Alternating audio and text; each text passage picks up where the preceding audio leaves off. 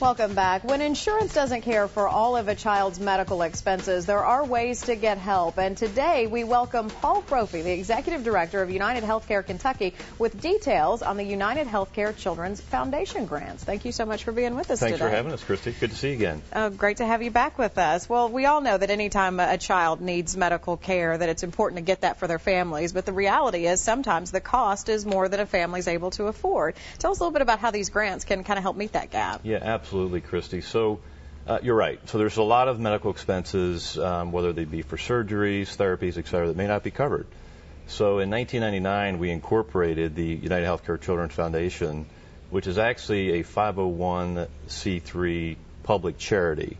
So this charity, what we're able to do is if a family has commercial insurance and they have a claim that is not covered for whatever reason, they have a child that's under the age of 16, they can actually apply for the grant and receive up to $5,000 to cover those expenses that may not otherwise be covered by their commercial plan.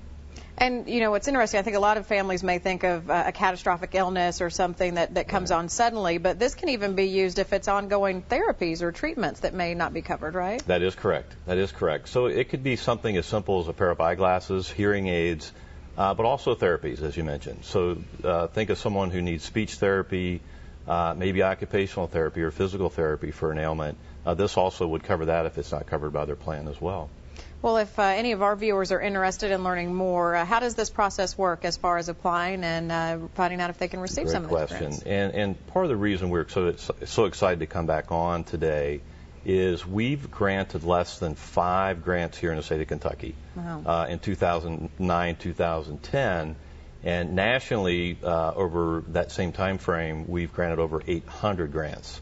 So we encourage everyone to go onto the site, uhccf.org, and look at how you apply.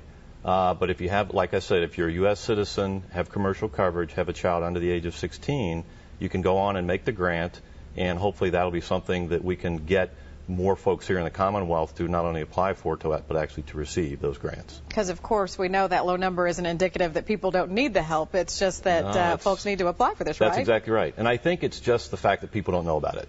You know, when we have less than 5 in the Commonwealth, and we've done over 800 in the country, actually, I think over 2,000 in the last, since 2007, in an amount probably $8 to $9 million. So I'm hoping the folks here in the Commonwealth will also get on the site and make the application. Well, certainly worthy of spreading that word. You see there again the website at the bottom of your screen if you're interested in learning more. And please, if this doesn't apply to you and you know someone who may qualify for this and benefit from it, certainly share that information with them as well, because the money's available. You certainly want it to go to good use, right? Yes, absolutely. Well, thank you so much for being with us and again sharing this information. One more time, you see the website listed there at the bottom of your screen if you're interested in learning more about the grant application process. Glad to have you back. Thank you, Christy. Well, we will check in with meteorologist Jeff Cornish for temperatures that seem to be settling in the 90s for June.